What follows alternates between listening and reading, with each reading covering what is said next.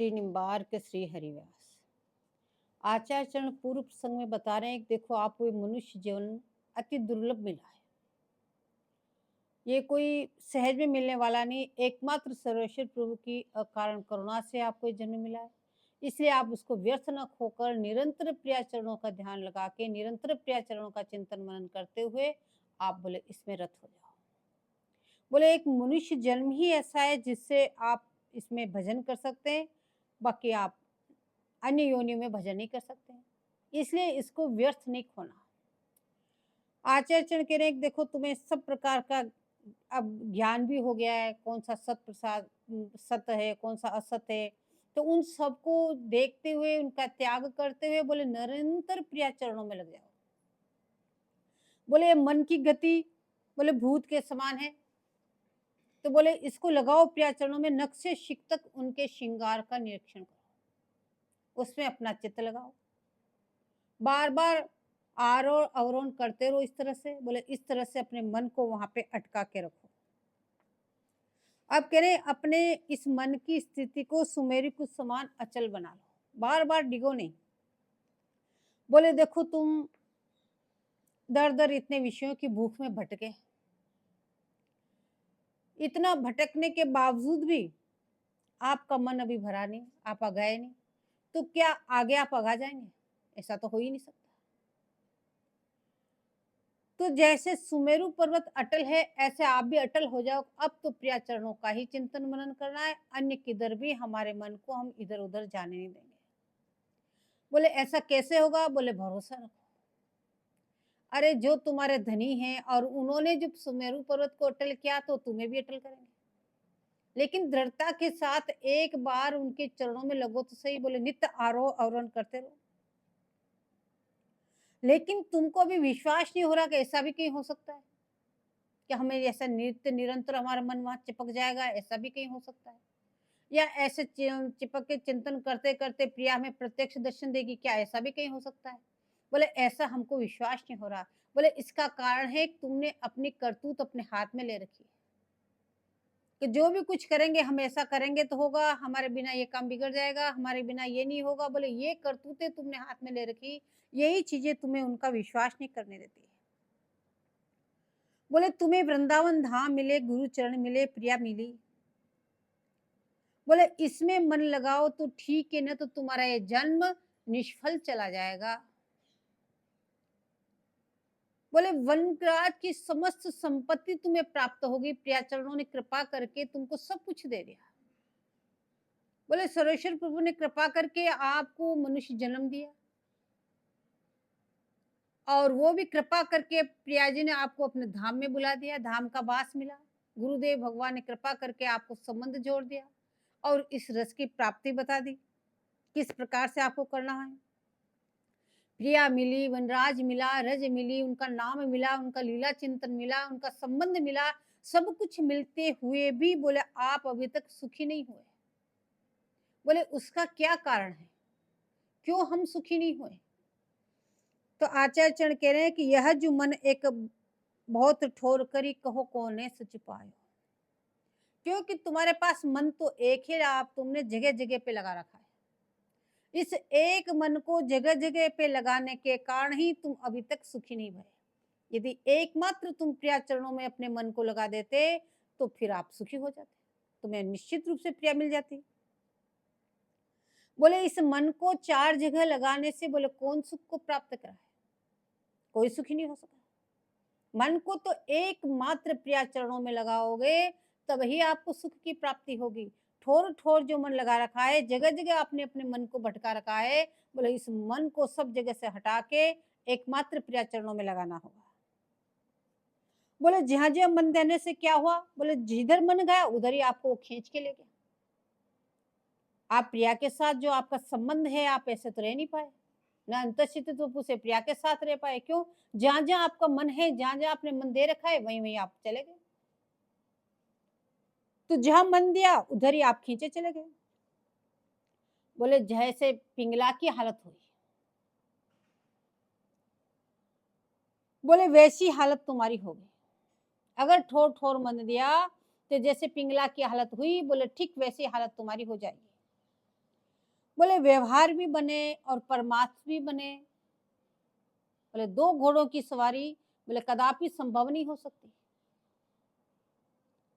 ऐसा संभव हो ही नहीं सकता कि आपका व्यवहार यथावत चले और परमार्थ भी बन जाए। बोले ऐसा तो हो ही नहीं सकता।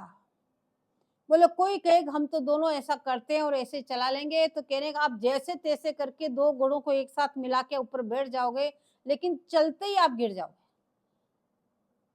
तो आप परमार्थ और व्यवहार को दोनों साथ में लेकर एक कदम भी नहीं चल सकते।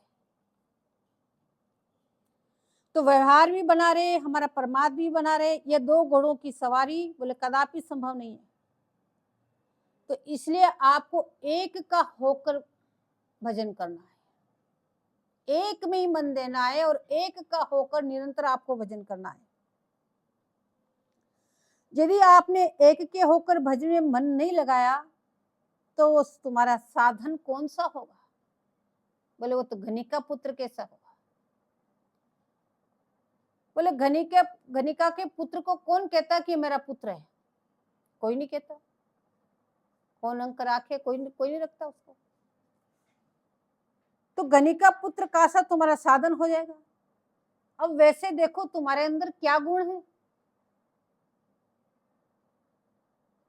मनुष्य देह पाया आपने, लेकिन यदि अपने गुणों को देखो तुम्हारे अंदर क्या गुण है जिसे ठाकुर रिझेगा।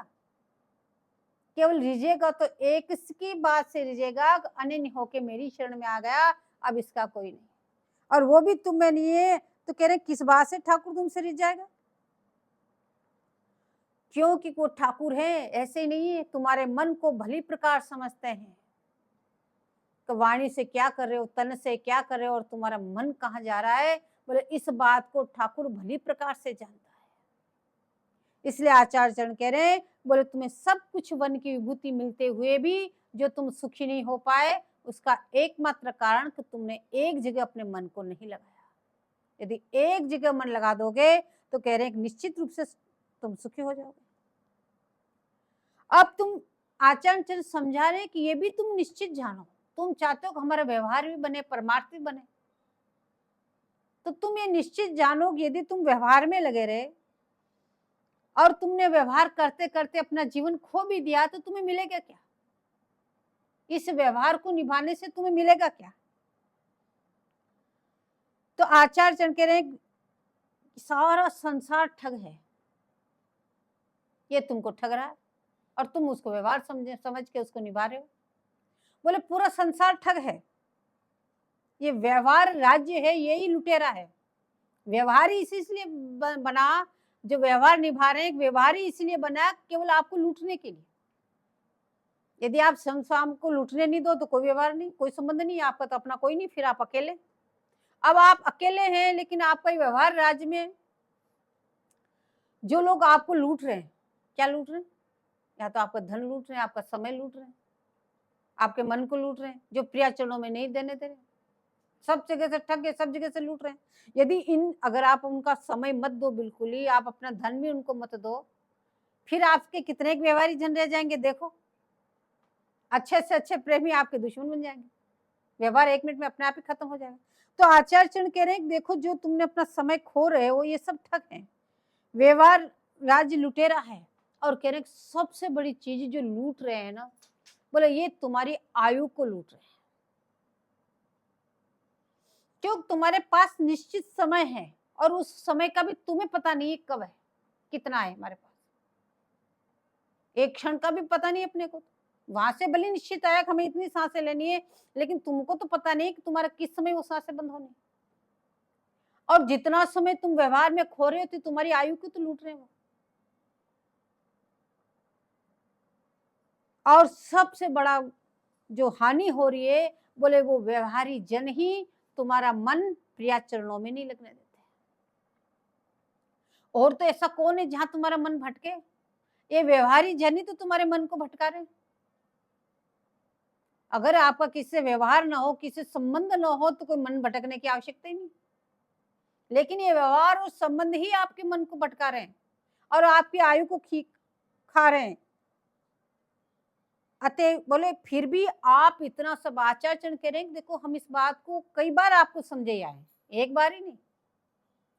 फिर भी आपकी समझ में नहीं आ रहा ये कारण क्या है? आप खुद अच्छी भली भली प्रकार से जान रहे हैं आपको किसमें हानि, किसमें लाभ है। बोले उसका कारण तुम्हारे ऊपर माया का जाल फैला हुआ है। ऐसा माया ने जाल रच रखा है कि सब कुछ सुन के, सब कुछ जान के भी फिर उठ के उसी कार्य में प्रवृत्त हो गए। बोले ये सब माया का जाल है। और आचार्य कह रहे देखो तुम स्वयं भी जान रहे हो और तुम समझो तुम्हारे माथे पे काल मंडरा रहा है, किस समय तुमको निकल जाएगा तुमको नहीं पता।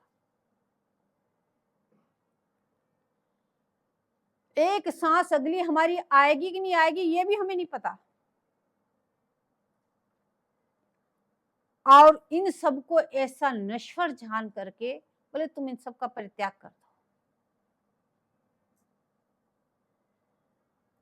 तो कह रहे कि इन सबको नश्वर जान करके उनसे मुंह मोड़ना बोले इतने जन्मों का अभ्यास महाराज जीव के बस की बात नहीं है। सब कुछ जान के, सब कुछ होते हुए भी इतना वो परवश हो गया है कि बार बार उधर ही जाता है। ये जीव की बस की नहीं रही। बोले क्या करें, कहिए सुनिए समझिए समझाइए, 10 समझिए नहीं आवे, जे ही अनुभव बिन मोह जनित भव दारुण विपत्ति सताए। बोले स्वयं इस बात को कहते हैं कि हाँ ऐसे व्यवहार जगत लूटे रहा है, हमको लूट रहा है, ऐसा करते हैं और सुनते भी हैं कहाँ ये ऐसा है ऐसा है, और हम अपने आप को समझाते भी हैं और हम दूसरों को भी समझाते हैं और एक एक नहीं 10-10 लोग हमको समझाते हैं हाँ ऐसा है। बोले जही, लेकिन ये अनुभव के बिना ये बात समझ में नहीं आ सकती। जब तक अनुभव नहीं होगा वास्तव में लुटेरा हमारी आयु कैसे खा रहे हैं, हमको कैसे ठग रहे हैं, इस बात का अनुभव नहीं हो जाता। बोले जब तक आपको इस बात का अनुभव नहीं हो जाता तब तक समझ नहीं आती। लेकिन क्यों नहीं आती? क्योंकि आप इतने मोहग्रस्त हो चुके हैं और इसी कारण से आपको ये दारुण विवश दुख भोगने पड़ रहे हैं। बार बार जन्म मरण बोले दुख भोगने पड़ रहे हैं। तो अब आचार्य चरण विनती समझा रहे हैं कि देखो तुम भी विनती करो ठाकुर जी से, हे नाथ आप ही करुणा करके जीव को खींच ले तो लो तो उबरे, नहीं तो जीव की बस की बात नहीं। बोले ऐसे व्यवहार जगत से ऐसे फंसा हुआ माया जाल से जीव को बोले आप खींच लो तो खींच लो, और इसकी जीव की बस की तो है नहीं कि वो ऐसे व्यवहार जाल से निकल के आके आपके चरणों में चिपक जाए। तो आचार्य चरण कह रहे कि देखो माया से निकलना तुम्हारी बस की बात नहीं, कोई बात नहीं, हम तुमको एक मार्ग बताते हैं, बोले उस पे तो चल सकते हो। बोले श्यामा श्याम संग सिरनायो, संगी सिरनायो, बोले जो अनुरागी जन है बोले उनके चरण पकड़ लो। जो प्रिया प्रीतम के अनुरागी जन तुम्हें कोई मिल जाए तो उनके चरण पकड़ लो और उनका आश्रय ग्रहण कर लो। बोले तब ही तुम भव सागर से वो छुटकारा पा पाओगे। बोले कैसे? तो बिहारी देव जी कहते हैं जब तक पागल कुत्ता ना काट ले बोले तब तक उसकी दशा नहीं पलटती। बोले बहुत बड़ी पंडित ज्ञानी, सब शास्त्रों का अनुभव, सब शास्त्र कंठस्थ, बोले उसको यदि पागल कुत्ता काट जाए और उसका जैसे वो जहर चढ़े और बस फिर तो वो पंडित ये सारी भूल जाएगा, केवल कुत्ते का ध्यास रह जाएगा, जैसे कुत्ता भौंकता है ऐसा वही भौंकने लग जाएगा, सब कुछ भूल जाएगा। तो पागल कुत्ते ने पंडित को काटा तो सब पंडिताई खो बैठा और सभी आचरण कुत्ते के करने लगा। बोले ऐसे तुम श्यामाचरण अनन्य अनुरागी जहरीले तुम्हें मिल जाए और यदि वो तुम्हें स्वीकार कर ले तो समझ लो तुम उनकी, यदि उनकी कृपा कटाक्ष तुम्हें मिल गई तो तुम्हारा देह घेय अभिविनश मिलकर उनकी सी गति तुम्हारी हो जाएगी। बोले जैसे उन्होंने संसार से संबंध त्याग कर दिया, देह घेय धन संपत्ति सबसे, बोले ऐसी गति तुम्हारी हो जाएगी।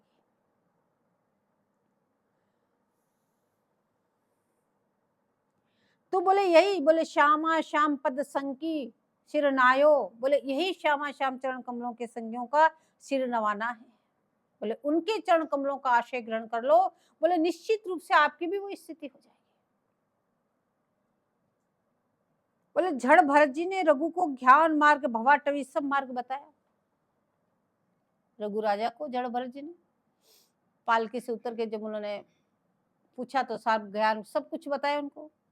सब कुछ सुन के महाराज बोले मेरी तो समझ में कुछ नहीं आया, आपने इतना सब कुछ बताया लेकिन मुझे क्या करना क्या नहीं करना, मुझे कैसे चलना, बोले मेरी समझ में कुछ नहीं आया।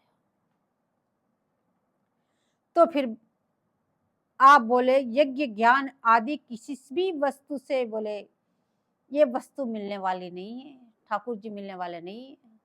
बोले तो बोले बिना महत पाद रजोभिषेकम, बोले जब तक आप महत पुरुष जनों के रज का सेवन नहीं कर लोगे, उनके चरण कमलों में समर्पित नहीं हो जाओगे, उनके चरण कमलों की रज को सिर माथे नहीं धरोगे, तब तक ठाकुर का मिलना बड़ा मुश्किल है। बोले अब तो इस प्रकार से करके फिर क्या करना है, कह रहे हैं इस मन को बोले प्रियालाल के चरणों में लगाओ। ऐसे नहीं कि हमें तो महत जनों की रज मिल गई, ये मिल गया, अब हमें तो कुछ करने की जरूरत नहीं। वो किसके लिए मिल रही कि आपका मन उधर से हटके प्रिया चरणों में चिपके उसके लिए। तो अब ऐसा हो गया तो लेकिन आपका अभ्यास पूर्ण तो होना चाहिए कि अब हमारा चित्त प्रिया चरणों में ही लगे। बोले किसी में भी लगाओ, प्रिया के रूप में लगाओ, कुंज में लगाओ, वहां की लता पताओं में लगाओ, बोले लाल जी के रूप में लगाओ, सखियों के रूप में लगाओ, गुरु रूपा जी के रूप में लगाओ, किसी में अटके रहो, सेवा में लगाओ। कह रहे किसी भी सेवा में लगाओ, किसी में मन नहीं लग रहा तो बोले इसमें तो लग जाएगा, बोले निकुंज में सो नहीं लगा रहे, उसमें तो ज्यादा मेहनत नहीं पड़ेगी कि निकुंज में सो नहीं लगा रहे, निकुंज बुहारना, पान खवाना। बोले ऐसे एकांत में बैठ के आप निकुंज में पहुंचकर मन लगाना, अपने अंतर्स्थित से वहां पहुंच जाना और वहां पहुंच के फिर सोहनी लगाना, फिर पान पवाना। बोले इस तरह से निरंतर साथ में रहो। बोले हमको अब तक तो दिखे तो दिए नहीं, न कुंज की झलक हुई, न वो दिखे तो हम तो ऐसे झूठ मूठ के ये खेल खेल रहे। भाई ये जो रोज उठते सोचते करते हैं फिर कभी मिलता तो कुछ है नहीं, तो ये तो एक कल्पना है क्या। तो आचार्य के चरण कह रहे हैं कि ऐसी बात नहीं, झूठ मूठ खेलो वो सचमुच हो जाएगा। ब्यारेन देव जी कहते हैं होते होते वही बात सच्ची हो जाएगी। बोले इस ध्यान को कल्पना मत समझ लेना कि हम एक कल्पना मात्र कर रहे हैं, कल्पना नहीं है, वो सत्य है। और सत्य का चिंतन करते करते बोले वो सत्य वस्तु तुम्हें प्राप्त हो जाएगी। बोले प्रियाचरण प्राप्ति का मूल साधन यही है, इसके अलावा प्रियाचरण के प्राप्ति का कोई भी साधन नहीं कि हम ऐसा करें जो प्रिया मिल जाएगी, ऐसा करें जो, और तो जितने साधन उर में धरही तितने या बिच अंतर करही। एकमात्र प्रिया प्राप्ति करने का साधन यही है कि अंतःस्थित वपु से निरंतर प्रिया के पास में रहते हुए उनकी सेवा में मन लगाओ, वहां से मन को अन्यत्र कहीं जाने ही मत दो।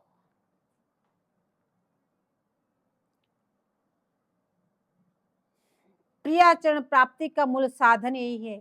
तो आचार्य अपने ऊपर धरकर साधक के लिए प्रियाचरणों से प्रार्थना करते हैं। आचार्य चरण बार बार अपने, देखो आचार्य चरण तो वहीं से आए, वहीं से प्रकट होके आए, और यहाँ वहां में उनके लिए कोई भेद नहीं, एक क्षण में यहाँ एक क्षण में वहां, और यहाँ होते हुए निरंतर प्रियालाल सामने उनके नृत्य कर रहे हैं, निरंतर केली कर रहे हैं, उनके लिए कोई भी दुर्लभ वस्तु नहीं है। लेकिन साधकों को कैसी प्रार्थना करनी है, साधकों के लिए स्वयं प्रिय चरणों से प्रार्थना कर रहे हैं, हे स्वामी जी आप ऐसा करो, हे स्वामी जी आप ही हमको पकड़ के खींच लो, हे स्वामी जी आप ही जीव पे दया करो, ऐसे बोले साधकों के लिए बार बार प्रार्थना कर रहे हैं। बोले चंद्र जहां जाएंगे चांदनी भी वहां जाएगी, बोले जहां चंद्रमा होगा चांदनी वहीं होगी, तो जहां प्रिया होगी वहीं पे वनराज, वहीं पे सखी परिकर, वहीं पे लाल, सब कुछ विद्यमान होगा। तो तुम तो एकमात्र प्रिया की प्राप्ति का उपाय करो, ये सब तो तुम्हें सहज में अपने आप ही मिल जाएंगे, इनको अलग से करने की तुम्हें आवश्यकता नहीं पड़ेगी। बोले ऐसे ही प्रिया के आने से वन आदि सब संपत्ति स्वतः ही हृदय में उदय हो जाएगी, इसलिए केवल केवल केवल बोले ठकुरानी को रिझाओ, एकमात्र उनके चरणों का चिंतन करो, उन्हीं का नाम जपो, उनका गुणानुवाद करो और निरंतर उनके साथ में रहकर उनकी बोले सेवा करो। वैसे देखो ना, एक मन लगाना कठिन है, अति दुर्लभ है, मन ही नहीं लग रहा। अगर काश मन लग जाए तो इसके समान और सस्ता रास्ता भी दूसरा कोई नहीं कि चुप एकांत में बैठो और बस चित्त को वहां लगाओ। इससे सरल रास्ता और कहीं है ही नहीं।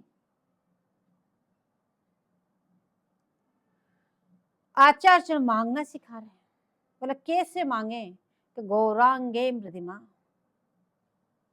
एक एक चीज को मांगना सिखा रहे हैं। बोले प्यारी जी से ऐसे मांगो, ऐसे विनती करो कि हे श्री राधे, तन मन प्राण की कामधेनु चिंतामणि मेरी सब आप ही हो। मेरे तन मन मेरे प्राण की, बोले कामधेनु के लो, चिंतामणि के दो, कल्पतरु के दो, सब कुछ आप ही हो। क्योंकि हमें एकमात्र आपकी प्राप्ति की चाहना है, हमें और कुछ नहीं चाहिए। वन की निखिल संपत्ति के सहित आपकी नखसिक मूर्ति मेरे हृदय में उदय करो। बोले हम और किसी को जानती नहीं है, एकमात्र आप हो हमारी, इसलिए आपके साथ वन की संपत्ति के साथ हमारे हृदय में आप उदय हो जाओ। इसके अलावा हमें और कुछ चाहिए नहीं। बोले बार बार ऐसा चिंतन करने के लिए कह रहे हैं। बोले ध्यान में मन का मूल ठोर बताया, बोले कहाँ प्रियाचरण, बोले एकमात्र प्रियाचरणों में अपना मन को लगा दो, अन्यत्र कहीं भटकने मत दो। यदि इस प्रकार से करोगे तो कह रहे निश्चित रूप से सब वस्तु मन में ही उदय हो। जब आप मन से बार बार चिंतन करेंगे तो उसी मन में सारी वस्तुएं उदय हो जाएगी। वैसे तो वन रज श्री वृंदावन श्री गुरुचरण श्री प्रियाचरण नाम वाणी सब रस भंडार मिला। ऐसी बात नहीं कि आपको अभी तक कुछ मिला नहीं। कह रहे हैं कि देखो आपको वनराज मिला, वृंदावन धाम मिल गया, आप वृंदावन में बैठे हुए, वृंदावन की रज मिल गई, प्रियाचरणों की रज मिल गई, और श्री गुरु चरण मिले, ऐसे रसिक जन गुरुदेव मिले, उनके चरण कमल मिले, और प्रियाचरण मिले, ये रज मिली, प्रियाचरण ही मिले जो प्रियाचरणों से संस्कृत है। बोले तो प्रिया मिल गई, बोले उनका नाम मिल गया, प्रिया का नाम मिल गया, बोले निरंतर राधा राधा राधा नाम जपो।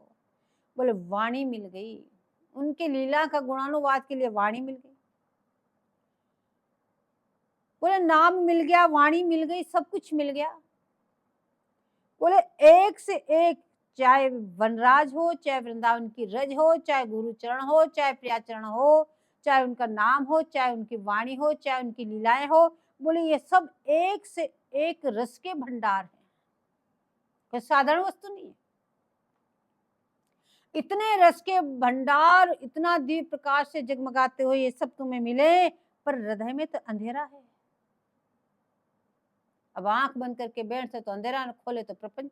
अभी तक यही स्थिति है, इतना सब कुछ मिलने के बाद भी। बोले क्यों, क्यों ऐसी स्थिति हमारी बनी हुई है?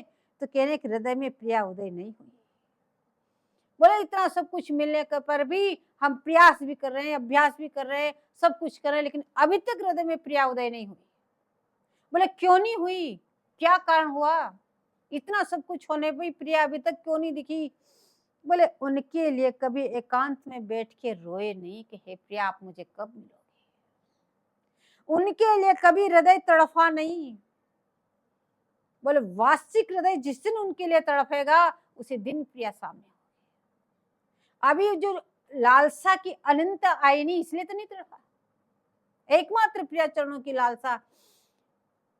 बोले जब तक वो तड़फन, सबको अच्छी तरह से पता है कि इसको कोई वस्तु खो जाए तो उसको प्राप्त करने के लिए कितने विकल हो जाते हैं, मिले नहीं जब तक बैठते नहीं, या किसी वस्तु को प्राप्त करना बिना देखे भी, तो उसके लिए कितने विकल हो जाते हैं, कितने प्रयासरत रहते हैं जब तक वो मिल न जाए। बोले ऐसा प्रयास कभी किया नहीं, ऐसी विकलता तड़फन हृदय में कभी आई नहीं, कभी एकांत में बैठ के उनके आगे प्रार्थना कर करके रोए नहीं कि हे प्रिया आप कब मिलोगी, कब मिलोगी। वो नकल भी नहीं करी कभी। बोले इसी से हृदय में उदय नहीं हुई। बोले इसी से आज दिन तक हृदय में प्रिया जी उदय नहीं हुई। यदि ऐसा करते तो निश्चित प्रिया हृदय में उदय हो जाती। बोले कैसे कहें रो रो के, बोले ऐसे कहो कि हृदय को पूर्ण करने वाली हे स्वामी जी एकमात्र आप हो।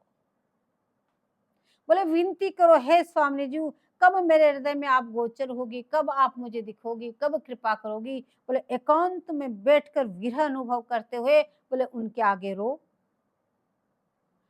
बोले ये तो रोने का मार्ग है, रोओगे तो पाओगे। अब दूसरी बात बता रहे हैं, जब इस प्रकार से प्रिया जब हृदय में उदय होगी, इस प्रकार से आप रोएंगे, प्रार्थना करेंगे, उनके लिए विरह व्याकुलता आपके हृदय में बढ़ेगी। जितनी तीव्र व्याकुलता बढ़ेगी बोले उतनी शीघ्र प्यारी जी मिलेगी।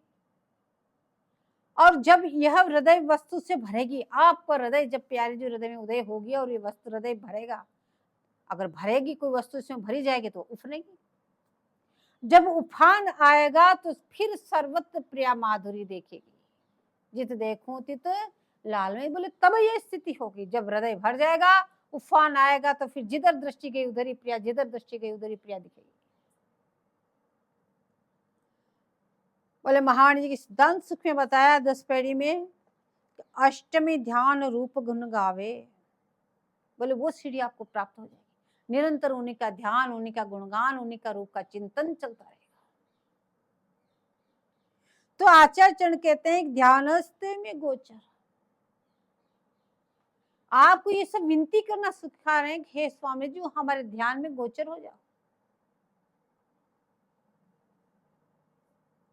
बोले कौन सी वस्तु देखना चाहते हो आप प्यारी जी की।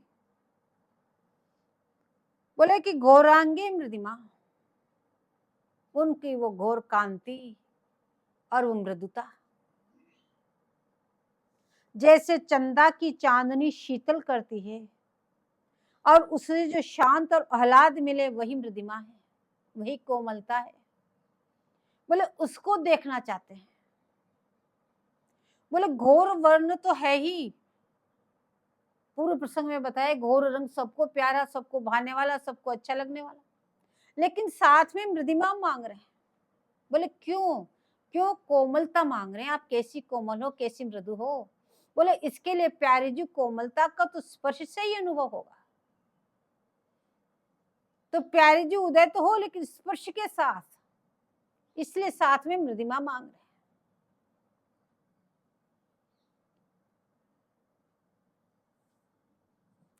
बोले हृदय में चंद्रमा के उदय होने से चांदनी का सुख अनुभव होगा।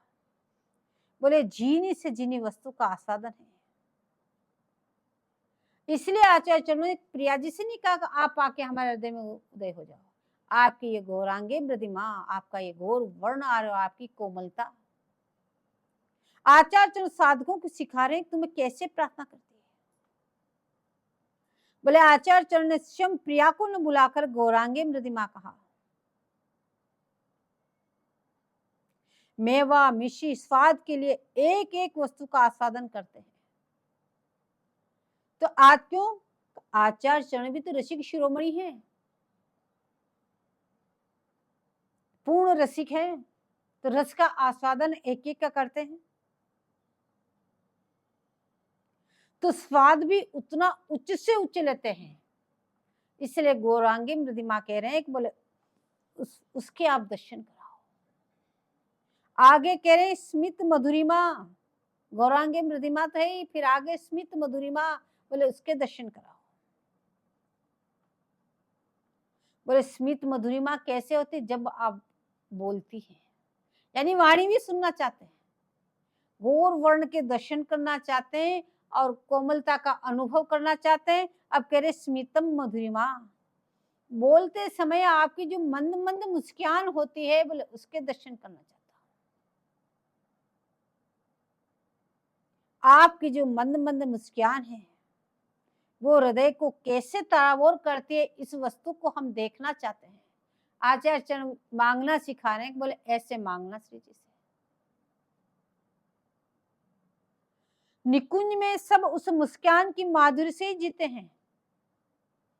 बोले निकुंज में लाल और सखियों सहित सब वन की संपत्ति सहित बोले आपकी उस मुस्कान को देख के जीवित होते हैं। यदि नेक मुस्कान न दिखे तो सभी कुमला जाते हैं। तो वो मंद मुस्कान मांग रहे हैं। पहले गौरांगी मृदिमा मांगा, अब स्मित मुस्कान मांगी,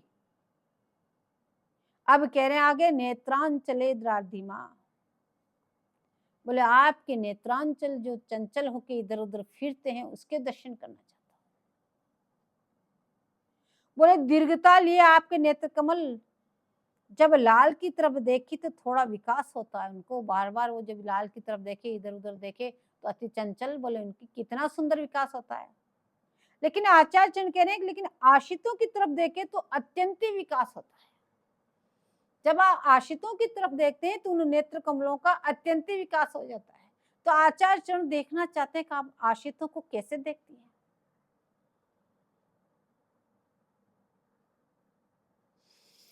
अब कह रहे हे प्रिया, मैं कहीं भी पड़ा हूं पर आप मुझ पर दृष्टि निक्षिप्त, करुणा दृष्टि एक बार मुझ पर जरूर फेंक दो, जिससे मैं कृतार्थ हो जाऊंगा।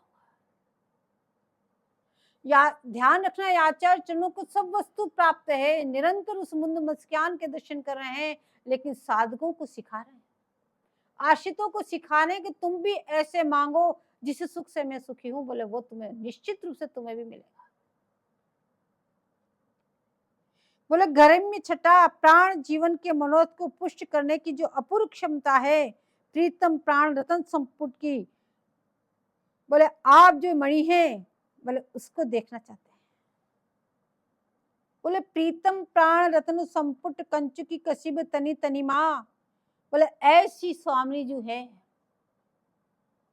बोले लाल के हृदय की मणि है, उनके प्राणों की सजीवन बूटी है, लाल के हृदय की वो दुख दुखी है।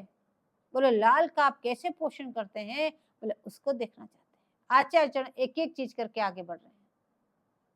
पहले गौरांगी मृदिमा बताया, फिर मंद मुस्कान बता रहे हैं, अब नेत्रों की जो कटाक्ष है उसको प्राप्त करना चाह रहे हैं। अब कह रहे हैं कि लाल जी को आप कैसे रस से भरती है, कैसे उनको प्राणों को में का संचार करती है, बोले उसको देखना चाहते हैं। बोले उसमें कौन सी लीला है, तो उसको आचार्य चरण देखना चाहते हैं। बोले लाल जी जब प्यारी जी जब गंभीर अवस्था में विराजमान होती है, लाल की दशा का पता नहीं होता, तो उसमें शिक्षा विनती करती है। तो उस समय प्यारी जी सचेत होकर सुनी सहचरी के वचन पुनी, देख लाल को हाल, करुणा भरी कृशोधरी ढरी बाल तत्काल। बोले इसको हम देखना चाहते हैं।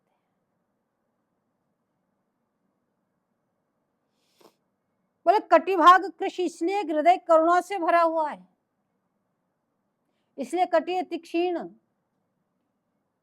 करुणा से भरा हुआ उनका वक्ष स्थल है, इसलिए बोले कटी इतनी क्षीण हो गई। बोले गति कैसी है आपकी हे स्वामी जी, जब आप निकुंज मंदिर में पधारे तो मत मराल गयंदी सी मंदिमा है, ऐसे धीरे धीरे धीरे गजगति लिए आप चलती हैं, ऐसे आप हंस की गति को विलजित करती है, ऐसे धीरे धीरे आप चलती हैं। बोले उस गति को देखना चाहते हैं। कोई कहे कि आपकी स्वाभाविक चाल ही ऐसी, बहुत मंद मंद गति से आप चलती हैं, लेकिन आचार्य चरण कह रहे हैं कि देखो शोभा सौंदर्य का भार भावयुक्त और रसाभिवेशने से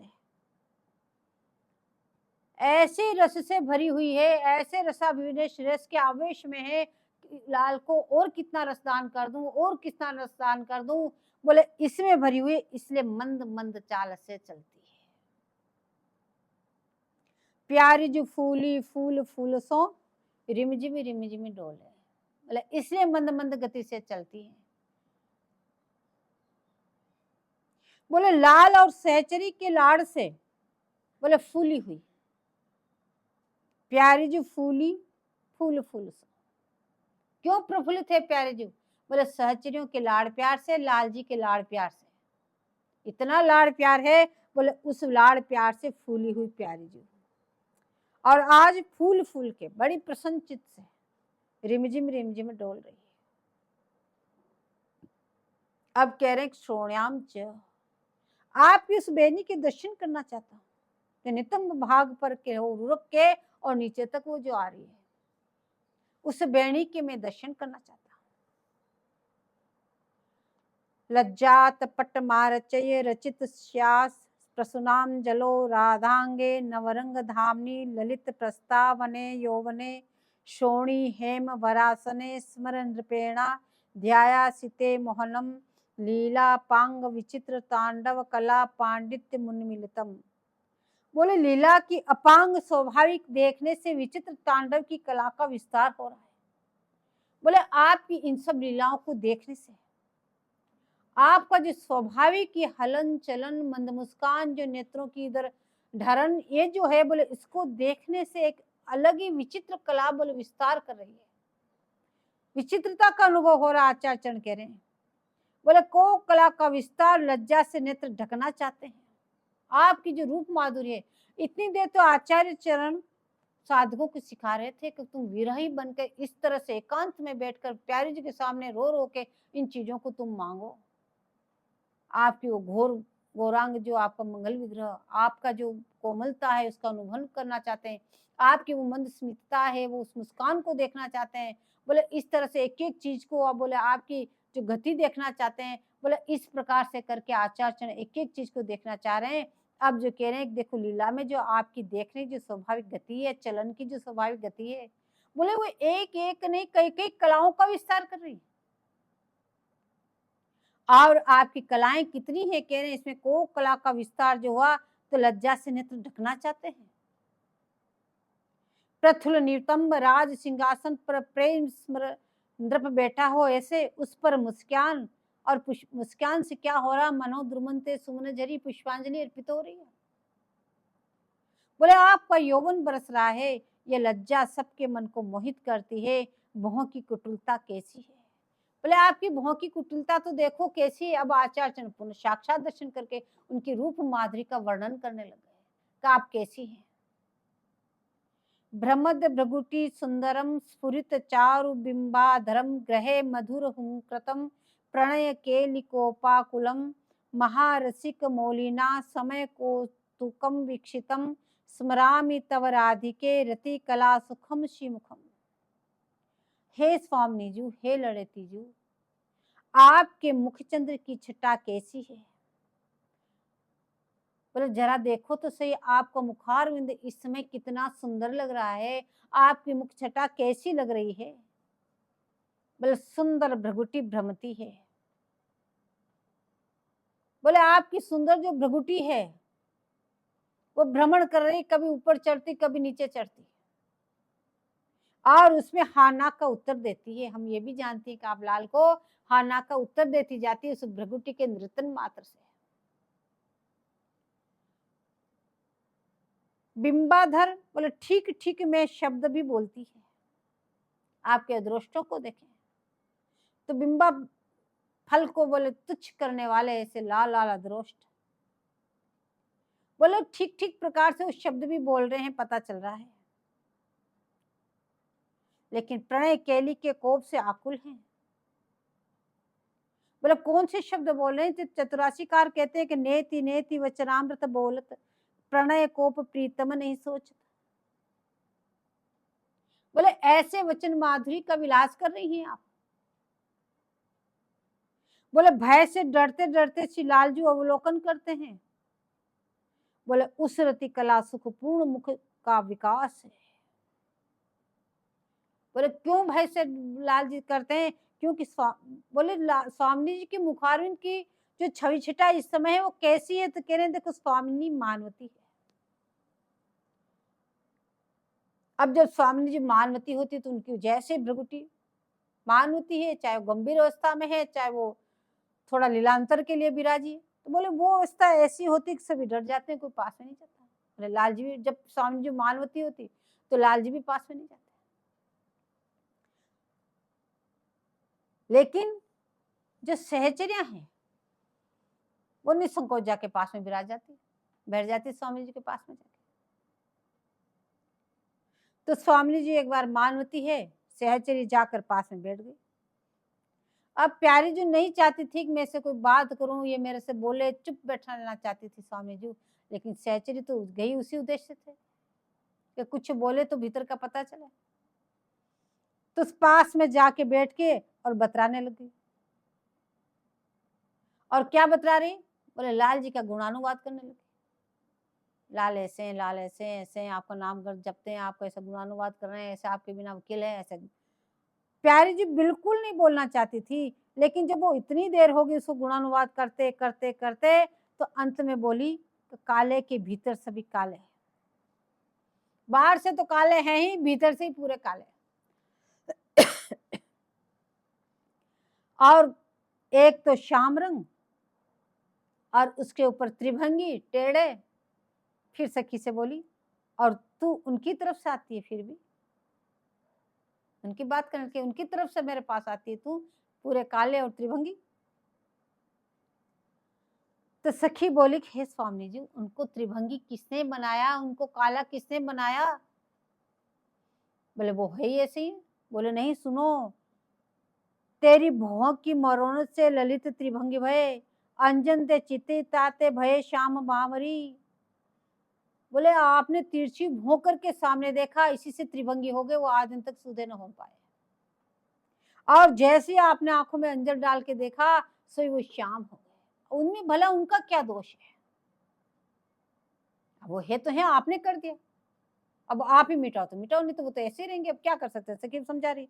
बोले तेरी मुस्कान ही दामिनी सी कोदजात, तो भौं को चंचल आचार्य कहते हैं, भ्रुवो कुटिलता। बोले ऐसी बल खाकर देखने की माधुरी है। बोले प्रसंग यहाँ पे इससे बताया, बोले उनकी भौं की सुंदरता तो देखिए, कैसी बल खाई हुई, कैसी कुटिल उनकी भौं है। अब ललन जी बुलावे तो प्यारी जी उत्तर न दे। अब सखी से इतना सा के चुप हो गई। अब लाल जी जाके बोले तो उत्तर ही नहीं दे। तो लाल जी सखी के संग गए और फिर और सखी को लिवा के ले गए और फिर पास में गए और जाके स्वामी जी को देख रहे हैं, कितनी सुंदर छटा है। अब जब लाल जी से बोले नहीं स्वामी जी, तो सखी बोली, अजहू तू कहा कहत हेरी, मारे नैन आरनी, भोहे धनुष चितवन बान बाफिन, कोक धरे कत श्याम प्यारनी, तू ही जीवन तू ही भूषण तू ही प्राण धनवारणी, श्री हरिदास के स्वामी श्यामा कुंज बिहारी सो, मेरु भयोरी बिहारी ने। अब जब सखी ने इस बात को कहा कि जरा देख तो सही, तू एक ब्रजभाषा का प्यार भरा शब्द है, तो अजहू तू कहा कहत हेरी, मारे नैन नारनी। पहले से टेढ़ी भौं करके इनको टेढ़े कर दिया और फिर टेढ़ी भौं करके अब क्या करना चाहती है? नेक बता दो स्वामी जी। मारे नैन आरनी, क्यों इस तरह से आप बाण चला रही हैं? ऐसे जैसे स्वामी जी को इस तरह से सखी ने कहा, और लेकिन लाल की दशा को देखा प्यारी ने तो विगलित हो गई। लाल को विकल देखकर प्रिया ने हृदय से लगा लिया। सखी बता रही है, स्वामी जी देखो, भौं चढ़ने से सूख जाए और आपके बिंबाधर में कुछ ऐसी ललाई है कि स्वाभाविकता पर पान के रंग का फैलाव है। उस छटा को कहते कहते आचार्य चरण कहते हैं, श्री राधा निज बिटेना। बोलो जो इस छवि को ध्यान करते हैं स्वामी जी की ऐसी भों का, जो इस बिंबाधर का, बोले जो इस प्रकार से स्वामी जी के उस मुख कमल का जो ध्यान करते हैं, जो इस छवि को हृदय में बैठाते हैं, स्वामी जी के मंगल विग्रह का मुखारविंद और उनका मंगल विग्रह कितना सुंदर, कैसी उनकी मंदस्मिता, कैसा उनका गौरांग, कैसा उनकी कोमलता, कैसी उनकी अरुणिमा। बोलो जो इस प्रकार से करते हैं, तो आचार्य चरण करें कि यह छवि ध्यावे वह धन्याति धन्य है, धन्य है, धन्य है। बार बार कह रहे हैं कि वो तो धन्य है, धन्य है, जो इस छवि का जो ध्यान करे, जो इसका चिंतन मनन करे, वास्तव में धन्याति धन्य है, धन्य है, धन्य है, बार बार कह रहे हैं। बोले प्रिया और लाल जब एक संग में बैठ करके बात करें, या प्यारे जी जब लाल से अपने बतरावे, बोले उस समय अरुण ललाय की मंजरी से रंगवर्ण मानो तो निकले। बोले उस समय तो ऐसा लगता है कितने रंग की वर्षा हो रही है, जैसे कल्प वृक्ष से फूल झरझर के करते हैं, ऐसे कह रहे मंजरी से अनेक प्रकार की मंजरी की रंग की वर्षा हो रही है। जैसे कह लिया मंजरी सबसे ऊपर जो होता फूल, बोले उसकी झरझर की वर्षा हो रही है, ऐसे मालूम होता जब बतरा में दोनों तो, और ललन किंकरी सबको उस रंग में रंग लेती है। जितने रंग हैं जो सब रंग की वर्षा करके बोले ललन और सबको रंग लेती है। अनुराग रंग से रंग लेती है, प्रेम रंग, अनुराग रंग, जितने रंग बोले सबकी वर्षा करके उनको रंग लेती है।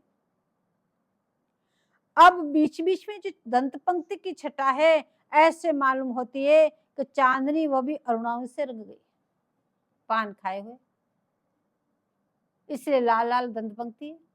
तो ऐसे मालूम पड़ रहा है जैसे बोल की जो दंत पंक्ति के दर्शन हो रहे हैं, बोले इस अधर बिंब के जो जो अरुणाई है, बोले उसकी झाई उन दंत पंक्ति पे भी पड़ गई। जैसे मोती सिंदूर से रंगे हो तो बीच में मूंगा की पांत लगी हो। बोले दंत पंक्ति की तो ऐसी सुंदरता हुई जैसे सिंदूर से उनको किसी ने रंग दिए हो, और जिसमें दंत पंक्ति लगी हुई है कह रहे हैं वो भी ऐसी लालिमा जैसे मूंगा की एक पंक्ति हो और उसमें वो दंत पंक्ति जर्दी हो। कितनी एक छोटी से छोटी, बड़ी से बड़ी बात एक एक चीज को खोल के बता रहे हैं कि आप इस तरह से उनका चिंतन करो। जो भावना करे वो देखे, बोले सोई धन्य है। जो इस प्रकार से भावना करते हैं, स्वामी जी का चिंतन करते हैं, उस मुखारविंद का जो मनन करते हैं, बोले जो ऐसा भावना करेंगे, बोले वो ही इसको देखेंगे, और जो देखेंगे वही धन्य है।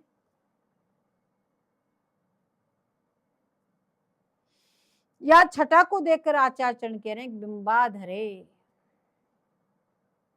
हे राधे, आपके हृदय में जो रस की जड़ीमा है, गौरांगे से श्रोणिमा तक इष्ट वस्तु का निर्देश किया। अब हृदय में जो मोह प्रेम रस की जो जकड़ित हृदय है, लाल के सिवाय रस रूप छोड़ हृदय की अनिंत्र गति नहीं। इस प्रकार से जो प्यारी जी की जो हृदय की जड़िमा दिखाई दे रही है आचार्य चरणों को, उसका वर्णन कर रहे हैं कि हे स्वामी जी, बोले आपके हृदय को में जो लाल के प्रेम रस से जो जकड़ित हृदय है, बोले लाल के सिवाय छोड़ हृदय की अन्यत्र कई गति नहीं, उस भाव को रे मेरे हृदय में भी दिखाओ। अब मंगल विग्रह तो दर्शन करना ही चाहते हैं आचार्य चरण, एक एक चीज का पहले वर्णन करके आएंगे, ये भी दिखाओ ये भी दिखाओ। अब कह रहे हैं आपके हृदय में जो ये भाव है उसको भी हमें दिखाओ, यानी लीला भाव जब भी दिखेगा जब उनकी लीलाएं दिखेगी। श्री प्रिया जी की जो नक बेसर, बोले गुंजावत मालूम है। गुंजा का फल होता है ना, छोटा सा मोती, एक तरफ काला एक तरफ लाल थोड़ा सा सफेद, तो ऐसा उनको मालूम पड़ रहा है कि ये तो प्यारे जी का जो नक बेसर है तो गुंजा फल है। बोले गुंजा फल कैसे हो गया, बेसर का मोती तो सफेद होता है।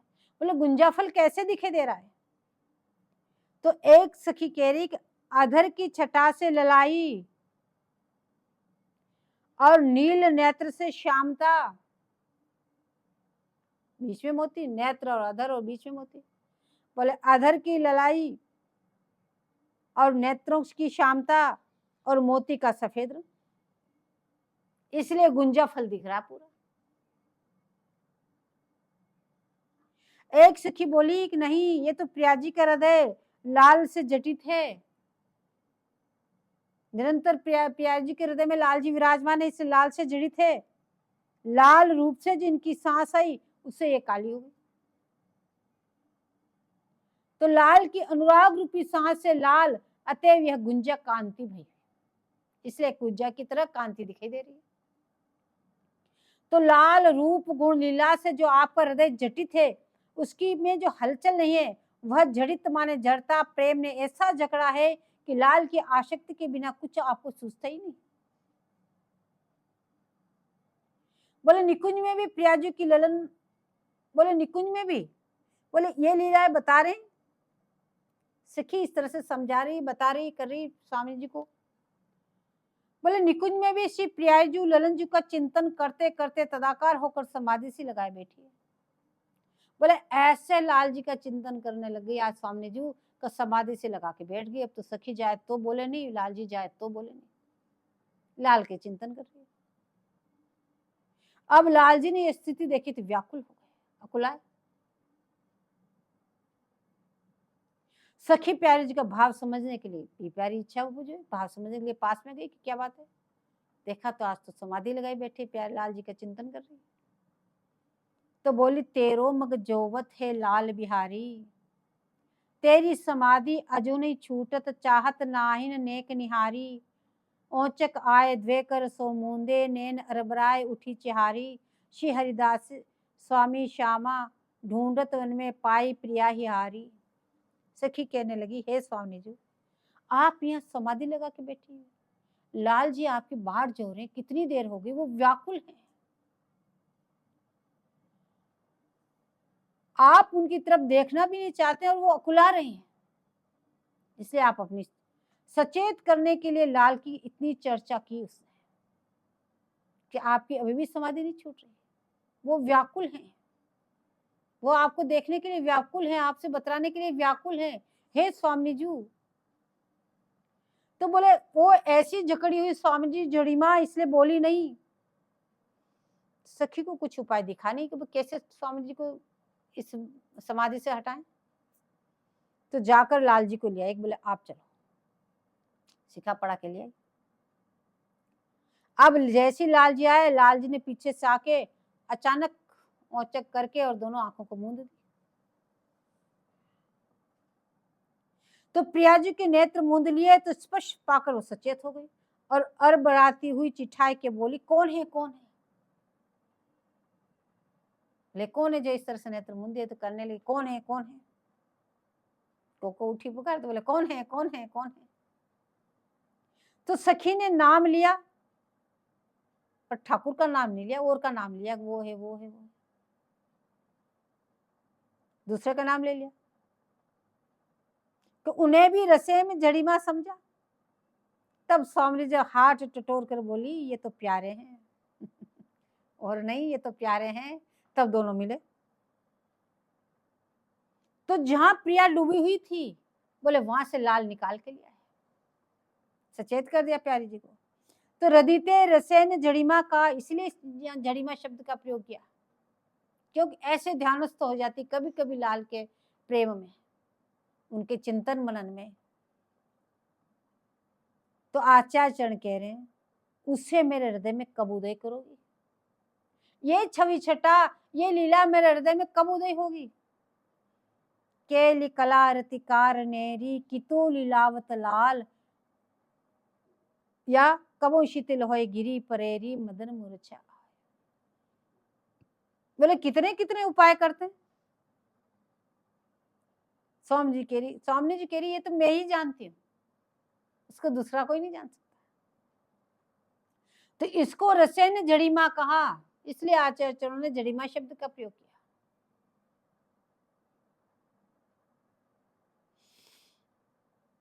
या जुगल की जो जटित छवि है उसको अपने हृदय में धारण कर रखा है। इसे छटा का सुधा निधिकार वर्णन करते हैं कि सुस्वादु सुरस तुंदिल मिंदीवर वृंद सुंदरम किमपि, अगी वृंदा टवी नंदती, राधा वक्षोज भूषणम ज्योति।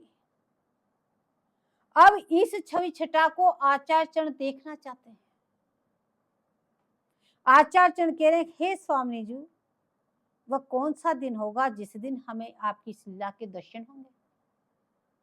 बोले निरंतर उनके लिए व्याकुलता करने के लिए कह रहे स्वामी जी को, कभी सेवा की व्याकुलता, कभी दर्शनों की व्याकुलता, कभी उनकी लीला को देखने की व्याकुलता।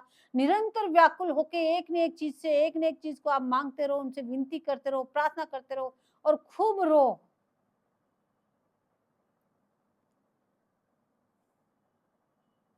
आचार्य चरण कह रहे हृदय में जो जटित मूर्ति है, हे प्रिय, उसे एक बार हृदय में तो दिखाओ।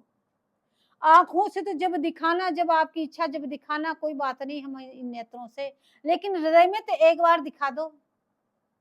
हे स्वामी जी, एक बार हृदय में वो झलक दिखा दो बस। जय जय श्री हरिव्यास।